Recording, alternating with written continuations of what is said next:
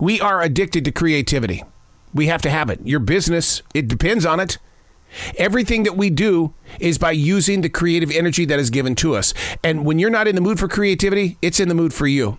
And the thing is that you do lay awake at night because your creative mind is saying all of these bad things. How are we going to get the bills paid? How are we going to do this? Will there be gifts on the shelves for Christmas this year? That creative mind of yours will not turn off. You've got to learn to treat it like the addiction that it is. Unplugged because we will always say yes to creativity. Totally Uncut because we all make mistakes. So turn it into a tool. This is Arroe Unplugged. I just call it stream thinking. It's having the strength and the ability to share a thought without being a perfectionist or being somebody who feels like if I say anything, you're just going to judge me anyway. Therefore, you're a doubter. Stream thinking is the willingness to be you.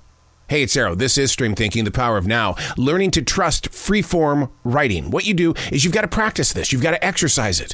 1 page a day, 10 minutes to write, absolutely no editing, with plenty of time to talk about it in the end, because I believe that our best decisions are made in our presence of right now. That's why I call it the power of now, being here in the now. And I heard one of the greatest quotes from quarterback Cam Newton of the Carolina Panthers. He said, when you spend a lot of time in the past and you spend a lot more time in the future, you're actually cheating on your present.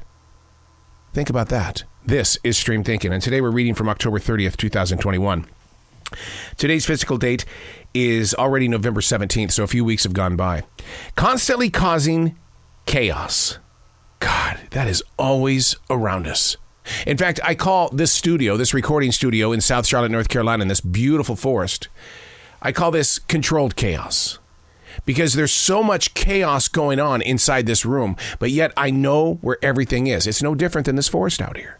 This forest has controlled chaos. So in each of our lives, we surround ourselves with chaos. It can be very active, such as a squirrel or to the price of fuel. We are attracted to chaos. Ashley Atkins says that in the creativity of chaos, what we're doing is we're trying to figure out how to control it. You see, chaos forces each and every one of us to grow within ourselves. My sister and I have spent an entire lifetime creatively bringing chaos to each other. We've never gotten along. We don't hate each other. We just have different objects in the rearview mirror. Not because she recently spent 5 days in the hospital with COVID-19, but because I really do love her. I have been doing everything in the world to try to have a conversation with her. And I knew it was the beginning of way too much too early. Her energy has always been nothing more than a river of memories, the things we did as kids.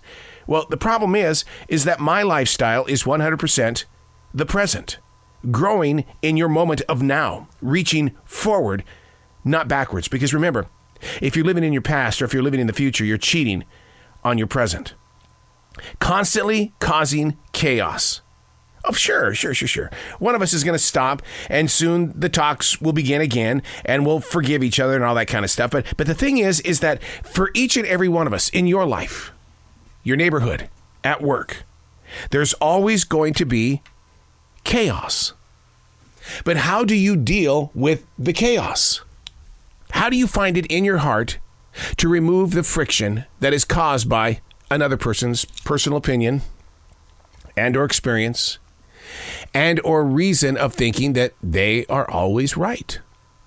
We don't want to let go of chaos because for so many people, it serves as fuel. It gives us inspiration to move toward or away from. Sure, I would love to have this beautiful Brady Bunch lived happily ever after kind of lifestyle with my sister and the rest of my family members, but that's not life.